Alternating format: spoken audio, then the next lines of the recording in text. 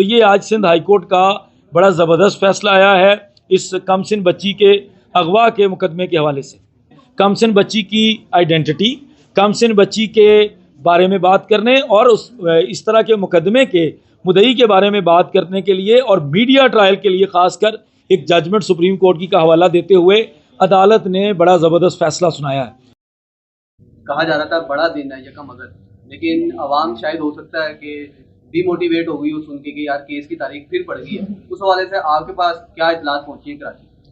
بسم اللہ الرحمن الرحیم جی، آج کم سن بچی کے اغوا کے مقدمے کے اندر تقریباً 3 طرح کی کارروائیاں متوقع تھیں، جو کہ پبلک بات تھی کہ صرف 3 طرح کی کارروائیاں ہوں گی، اور یہ ساری کارروائیاں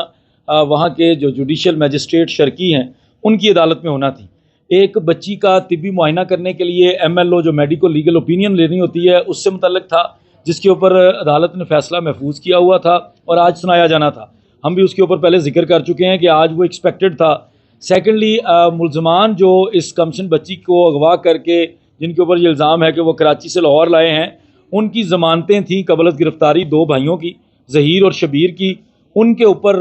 بحث جو ہے وہ متوقع تھی۔ اس کے علاوہ تیسرا تھا کہ پولیس نے اپنا چلان جو 173 ضابطۂ فوجداری کی رپورٹ ہے وہ سبمٹ کرنی تھی عدالت کے اندر تاکہ باقاعدہ طور پر مقدمے کا آغاز کیا جا سکے، لیکن انفارچونیٹلی چلان نہیں پیش کیا جا سکا۔ اور نارملی ہماری عدالتوں کے اندر ہماری پولیس کی طرف سے جو چلان پیش کیے جاتے ہیں وہ قانون کے مطابق تو 14 دن کے اندر اندر وہ کرنا ہوتا ہے انہوں نے، لیکن وہ 14 دن کی جگہ کبھی کبھی 14 مہینے بھی گزر جاتے ہیں، اور آج وہ نہیں پیش ہو سکا اور انہوں نے کچھ 5-7 دن کی دوبارہ مہلت مانگی، جس پر عدالت نے ان کو مہلت دے دی۔ ساتھ جو ضمانتیں تھیں، ضمانتوں میں بھی چونکہ چلان مکمل نہیں ہوا، تفتیش مکمل نہیں ہوئی پولیس کی، تو اس کی وجہ سے ضمانتوں کے اندر بھی تاریخ پڑ گئی، اور چونکہ درمیان میں کچھ چھٹیاں آ رہی ہیں، محرم کی چھٹیوں کی وجہ سے یہ مقدمہ 17 تاریخ پہ چلا گیا ہے ضمانتوں والا۔ جو تیسرا میڈیکل لیگل اوپینین کے لیے جو درخواست تھی، اور یہ درخواست پولیس کی طرف سے تھی، یہ جاننا بڑا ضروری ہے، یہ مدعی مقدمہ کی طرف سے نہیں تھی، ملزمان کی طرف سے نہیں تھی، یہ اس مغویہ بچی کی طرف سے نہیں تھی، بلکہ پولیس جو کہ تفتیش کر رہی ہے اس مقدمے کی، جو سندھ پولیس ہے، یہ اس کی طرف سے درخواست تھی کہ وہ کروانا چاہتے ہیں۔ وہ سمجھتے ہیں کہ چونکہ تقریباً 3 مہینے کے بعد بچی بازیاب ہوئی ہے، باقاعدہ طور پر سرکار کی تحویل میں آئی ہے، تو اب بچی کا ایک طبی معائنہ کر لیا جائے تاکہ جو مقدمے کے اندر ہم نے چلان پیش کرنا ہے اس کے لیے ہمیں دفعات کے اندر آسانی ہو۔ لیکن عدالت نے اس کو مسترد کر دیا اور ابھی تک اس کا پراپر تحریری تفصیلی فیصلہ نہیں آیا۔ جب فیصلہ آئے گا تو اس سے سمجھ سکیں گے کہ عدالت کے پاس کون سی ریزنز ہیں جس میں عدالت نے اس کو مسترد کیا ہے۔ لیکن اس سارے کے ساتھ ساتھ ایک بہت بڑی ڈیولپمنٹ ہوئی جس کے بارے میں چونکہ پبلک کو ابھی آئیڈیا نہیں تھا کہ آج ایک اور مقدمہ بھی سندھ ہائی کورٹ کے اندر زیر سماعت تھا۔ سید مہدی علی کاظمی بنام ظہیر احمد وغیرہ کے ٹائٹل سے ایک دعویٰ دائر کیا گیا تھا جس کے اندر ڈیکلریشن کا، پرماننٹ انجنکشن کا اور ڈیفامیشن سوٹ تھا، یہ جس کے اندر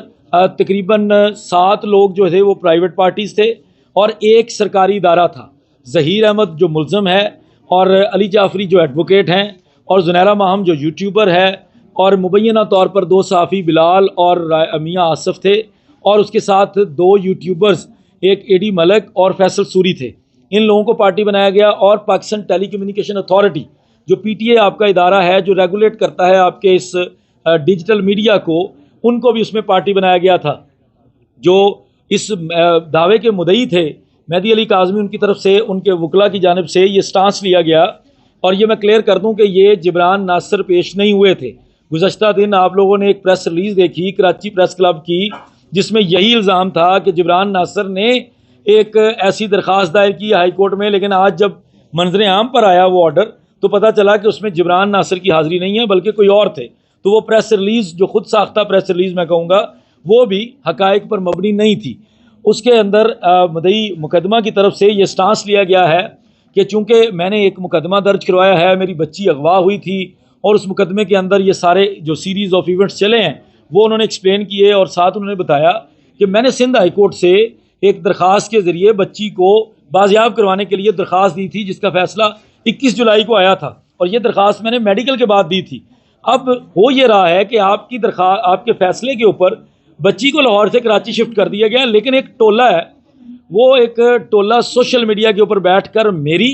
اور میرے خاندان کی کردار کشی کر رہا ہے، میرے بارے میں گھٹیا گھٹیا الزامات لگا رہا ہے، بے بنیاد باتیں کر رہا ہے، اور جو بچی اس مقدمے کے اندر وکٹم ہے، مغویہ ہے، وہ کمسن ہے، اس کو میڈیکل بورڈ نے کمسن کہا ہے، اس کو اداروں نے جو عدالتیں ہیں انہوں نے کمسن کہا ہے، اس بچی کو ایز اے پروڈکٹ یوز کیا جا رہا ہے، جو آپ سب لوگ بھی دیکھ رہے ہیں۔ اور اس لیے مدعی مقدمہ نے کہا کہ میں یہ چاہتا ہوں کہ ان لوگوں کو روکا جائے، ان کے اوپر پابندی لگائی جائے، اور میں نے آپ کے پاس عدالت کے پاس آنے سے پہلے پی ٹی اے کو گزارشات پیش کی، لیکن پی ٹی اے نے انٹرٹین نہیں کیا، جس کے اوپر عدالت نے سپریم کورٹ کے فیصلوں کا حوالہ دیتے ہوئے اور ان قوانین اور ان قواعد کا حوالہ دیتے ہوئے جو پاکستان کے قانون کے اندر، پاکستان کے قواعد کے اندر موجود ہیں چیزیں، جس میں کمسن بچی کی آئیڈینٹی، کمسن بچی کے